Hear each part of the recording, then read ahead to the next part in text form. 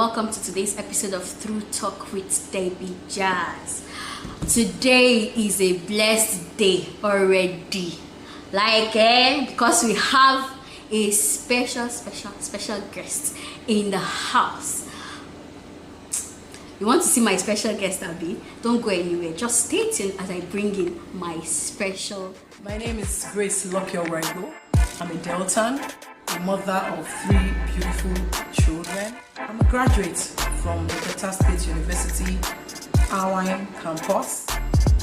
I'm a civil servant. I work with the Federal Inland Revenue Service. I love to travel. I also love cooking. I have a side business that I do. I'm actually a makeup artist. So basically, that is what I do. Welcome back, everyone. I know you already met my guest. We just decided to do something different this time around. Please join me as I welcome my sweet, intelligent, beautiful, wonderful, amazing mother and friend. You're welcome, Ma. Oh, Mama, it's been a while, though. You just left us doing. Very well. You're looking good. Thank you. You're welcome, Ma. It's so nice to be here. We are grateful. I really appreciate this. We have pursued and finally you're free for us. Yes, at last. Yeah. You're welcome, Ma. Thank you very much. Okay, so we'll just go straight to the reason why we're here today, which is we'll be talking about something very important, something that's been disturbing and weighing a lot of people down. They don't know how to talk about it and how they could just break out from those things. And this topic has to do with how do we handle depression and frustration. So just go straight up, Ma. How do we handle frustration and depression? But first of all, I know a lot of people don't know what frustration and depression is. So for us to have a better understanding of it, we want to know the definition of frustration and depression. Thank you very, very much. You're welcome. I would say both frustration and depression, they are kind of intertwined, interwoven. It is one that leads to the other. I would better say that frustration is what actually leads into depression. And depression is a kind of mental health disorder that is caused by persistent depressed mood or loss of interest in activities. This actually leads to a significant impairment in daily living. There are a lot of situations that can actually lead one into depression. Like I said earlier, that frustration is what actually leads into depression. Why? Because when we go through things that makes us to have persistent depressed mood, when we go through things that make us to have loss of interest in activities, definitely this will lead into depression. So depression and frustration, they are both intertwined. Okay, Ma. Thank you very much. We'll just go next to the next question because I think this definition has made us already understand what the two of them is. So, Ma, what do you think causes depression and frustration? What do you think are the causes? There are so many causes, the things that lead to depression. I would say they are numerous. It's not something that if we want to discuss them, we'll be able to, take care of them or handle them off. Also, I am basically going to mention just a few. Like I said earlier, that it is frustration mostly that actually leads into depression. And when you begin to look around your environment, look around your country, look around your vicinity, you'll be able to actually find out that there is a lot of frustration that's people actually experiencing. Basically, I would start by saying one of the causes of depression is abuse. Yes, you would ask what sort of abuse that would make one to get to the point of depression. don't forget that depression is what actually makes a lot of people to get suicidal. So I would say abuse, past physical, sexual, emotional abuses can actually affect one later on in their lives. The person sits down, like I mentioned, past. The person sits down and begins to, look back to say, oh, I was physically abused. I was sexually abused. I was emotionally abused. Before you know what's going on, that starts weighing that person down. The person gets weighed down, especially when you look at a physical abuse that left a mark on you, or a sexual abuse that made you to lose something, or an emotional abuse that in a situation where you put in so much into that emotional situation and you find out that it was all abused. And later on in the person's life, the person discovers that some of these things are actually affecting him or her negatively. Depression creeps in. At that point, what the person is thinking is, I think I need to take my life. I've gotten to the point. Things are actually not going to work for me. A lot of people know about these things that I've been through. I think the best thing is to take my life. Depression sets in, and the person may or may not take his or her life. Then let's look at another cause. It could be genetic. Yes, it could be genetic. Why? Because yes, this person had an issue. Let's assume a great-grandfather had an issue, and that thing kind of affected him. His emotions were shattered or something, and you find out that it becomes a chain. The next person, somehow something just happens, and the person falls into depression. That frustration comes in, and he or she falls into depression. Then maybe the next generation is coming still. You just find out that it now becomes a long chain, and somehow this other person does not have any other option but to as well fall into depression. So it could be genetical. Do you understand? And when such people don't really have maybe loved ones around to be there for them, to speak with them, to talk to them, before you know what's happening, depression sets in. There are other causes. I would say major events. Major events like getting a job, making some more money.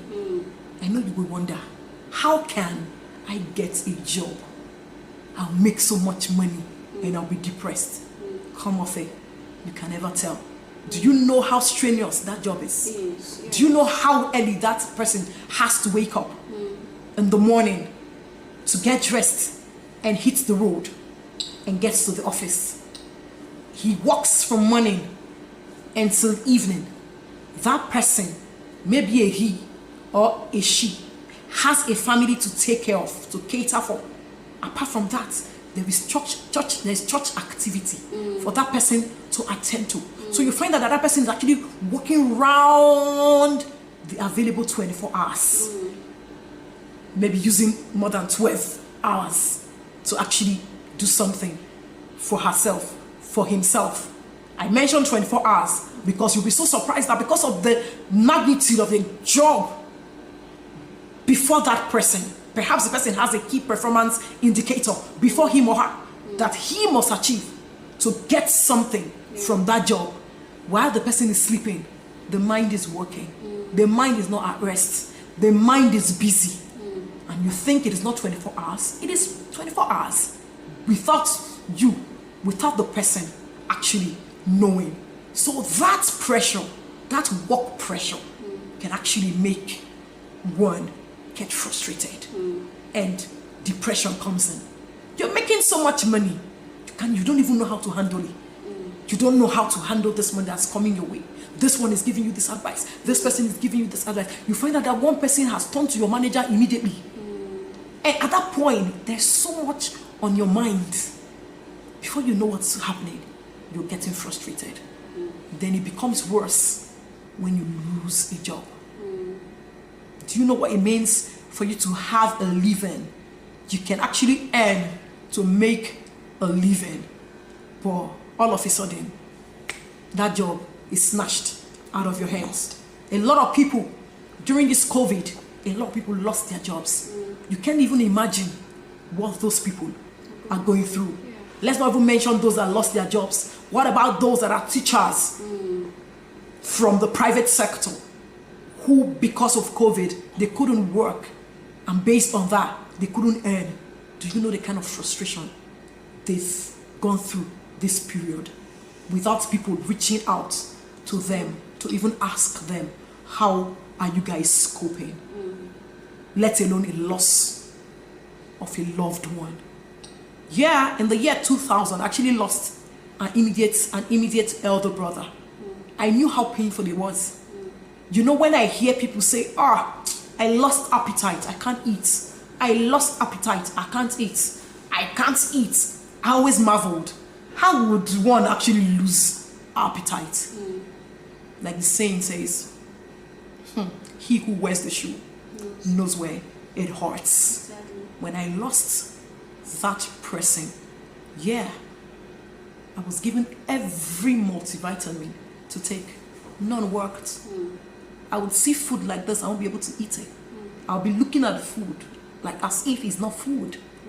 And it went on for a couple of periods. Imagine if I didn't have family members around me at that point. That frustration would have pushed me into depression.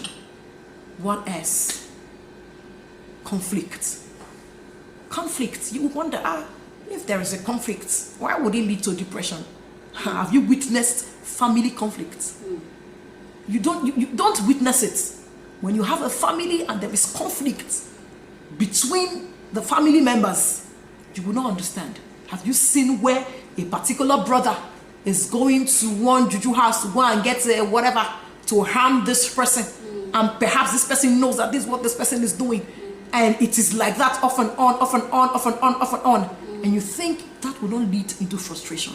That person, yeah, he might run to God, yeah, he has a God, but the thought of it alone, that why would this kind of conflict be this so serious that this person is doing this against me, man, is enough for that person to get frustrated and slip into depression.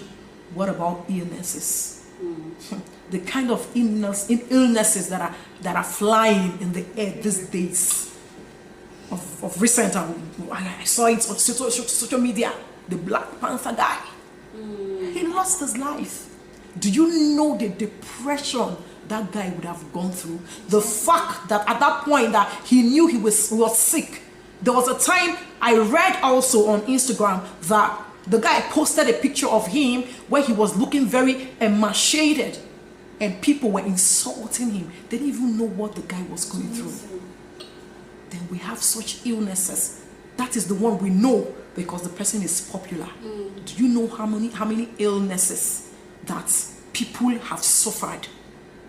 And even because of what people would say, because of how people will see them, they won't even speak out. When HIV/AIDS came out, a lot of people couldn't speak out because people were stigmatized for the fact that this person has this particular illness. This person has this particular disease. Based on that, such persons were stigmatized. At that point, they wouldn't even want to go to the testing center. They wouldn't even want to go to the place where they will get medications because they'll be scared. Who's going to see me?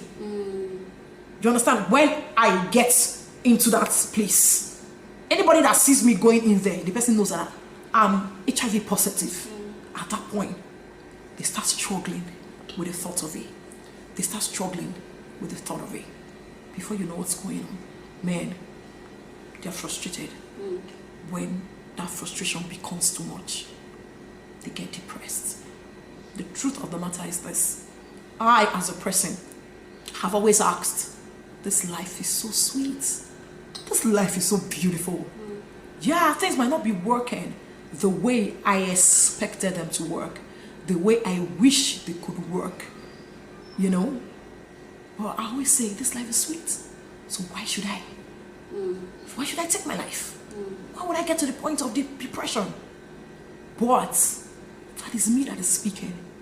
There are a lot of people, you know, that can't speak. They can't see it from my perspective.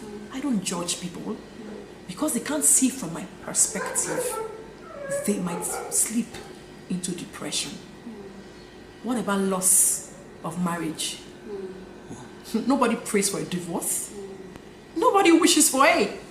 But when it happens, especially when maybe the particular person in question did all within his or her powers to make sure that marriage worked, but the other partner made sure his or her efforts were frustrated, and it leads into a divorce. And there's no how that person is going to be happy. The person is going to be sad. Yes, as much as it was a good thing you were married, then you're divorced. I don't think it's still a good thing. It's no more a good thing. Do you understand? At that point, the person begins to think of everything I did, of all the prayers I prayed, of all my physical efforts, of all my spiritual efforts. This thing went this way, things still went in disarray. At that point, if the person is not strong, the person will slip into depression straight away. So I want to believe these few that I've mentioned are causes of depression. You can even work in an office where a boss will be on your case. A particular boss will just choose to be on your case. If you are not careful, you will slip into depression. I've had a boss like that who would send me, I will cook his, I will make his food, I will buy his food, clear his table. He will send me on errands. I wasn't a clerk. No, I wasn't a clerk. I was a full-fledged officer. But he chose that it's me that will be running those errands for him because he's my boss. I can't say no. I'll go all the errands with all joy. But let me shock you. Something came up and he was transferred to Kaduna from Abuja. For crying out loud. I'm in Abuja. He was transferred to Kaduna. This man insisted I will follow him to Kaduna, and I don't understand why. Why should I follow you to Kaduna? I'm not from Kaduna State. I don't have a family in Kaduna. My family resides here in Abuja. So what are you talking about? I walked up there, I told him, sir, I can't follow you to Kaduna. The way it is right now, I'm sorry, I can't. And he said, you must follow me to Kaduna. On what grounds? All the errands I told you he's been sending me, I've been going with the whole of my heart. Without getting anything in return anyways. After all, I'm not his clerk. I wasn't his messenger in the office, but I did the job of a messenger. Is that not enough? You want to take me to Kaduna? I said, okay, no problem. I will write. He actually took me, the transfer, he made it, and I was transferred to Kaduna with him. And I had to write a letter for reversal of that transfer. It must go through him because he's my boss. I wrote that letter and gave it to the admin to give to him, amongst other documents, among other mails. This man will select that my particular one out. We will sign the rest. He will not sign mine. At that point, I won't lie to you, I was getting frustrated. Yeah, I was getting frustrated because I don't know any reason why the man should want to do that to me in the first place. And because I'm a strong-willed person, I did not allow that frustration to lead me into depression. I went to the headquarters, to the Human Capital Office. Luckily, I met a senior colleague there. He was like, what are you doing here? I hope your name is not on that transfer list. I said, my name is Dessa. Why is your name on the transfer? I said, I wouldn't know. My boss wants me to go to Kaduna. He took me into my director's office and said, sir, this is my friend. She's been transferred to Kaduna. I said, Why? I said my boss has refused to sign the reversal. Why would he not sign your reversal? Does he want to marry you? I said, I don't know. He said, well, he has to go back, write again. If he doesn't sign it, come to me directly. Write that letter directly to me. I said, okay, beautiful. And I did. I went back to the office. I did the letter again. This man refused to sign it. Just imagine if I did not meet someone at maybe the director's office that took me to the director's office. Automatically, I would have gone to Kaduna. Would that not be frustration? Yeah. When my children are in Abuja here, they school here in Abuja. So every Monday or maybe Sunday, I'll be off to Kaduna. I'll be running 2 homes. I don't understand. So basically, such things, you know, can lead one into depression. Thank you very much. Thank you very much, ma. Like, I've learned a lot from what you just told us now. And I believe everyone watching also have learned a lot. Please, no matter what happened, suicide is not an option. At all. That's the only thing I can pick now to tell you, my viewers, suicide is not an option. So, ma, very briefly now, we would want to talk about how to handle depression and frustration. Yes, ma. Yes. Like in our secular world, like I said, our environment, a lot of things within our vicinity, our environment, actually are the reasons why some people, you know, slide or slip into depression. I want to say this, like it's been said, suicide is not really an option. Yeah, it's not an option. I personally have decided that I will not take my life. I will not get depressed, not for any reason. So, first and foremost, I need people to have this mentality, this same mentality that I carry. Carry that mentality that this life is too sweet. This life is so beautiful. The Bible says that God made all things and he said it was beautiful. Yeah.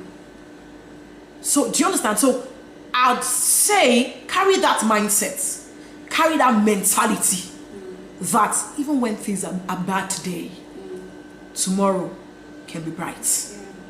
I want to rephrase, tomorrow is brighter. Today might be bleak, tomorrow is definitely brighter. That is how it is. The way the morning starts, the brightness of the morning is not what runs to the afternoon. It is brighter in the afternoon. Yeah. So I'd say, whatever you're passing through, whatever you're going through presently, have that mindset that it's going to be better. Yeah. It will definitely be better. Then also, I need such persons. Don't always compare yourself with those that are better than you are. Not at all. I told you I lost an immediate elder brother. That was 20 years ago. 20 years ago. He was 2 years older than I was. He was born 1976. But he's no more. Why don't you try to compare yourself with those that are dead?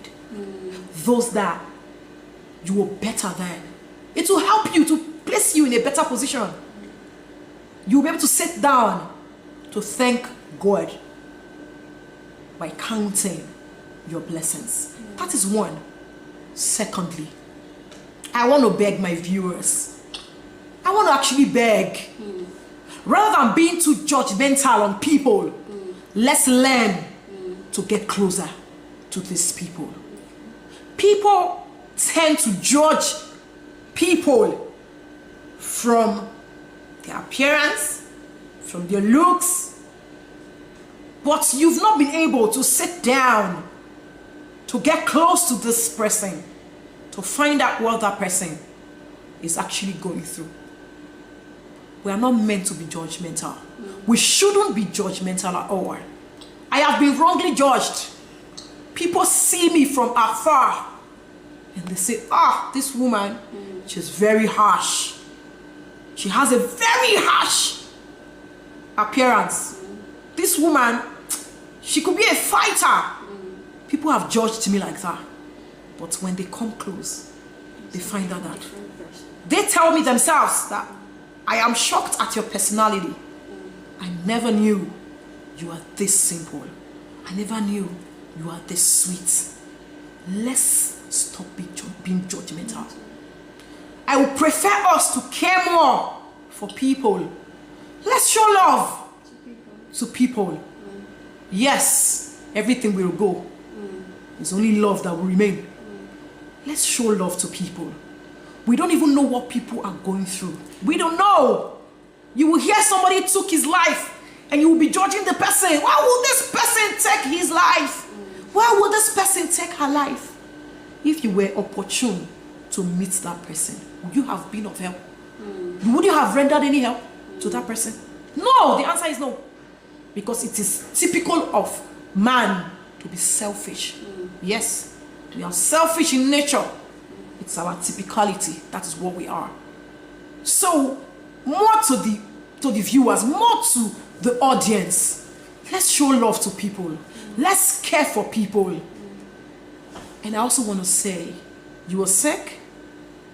Go for a checkup. Most times, it is because we don't go for a checkup that makes these illnesses eat us so deep to the point of there is no remedy. If diagnosed early, if diagnosed a little bit earlier than it was later on, perhaps there could be succor, remedy to that disease. So why don't we go to the hospital?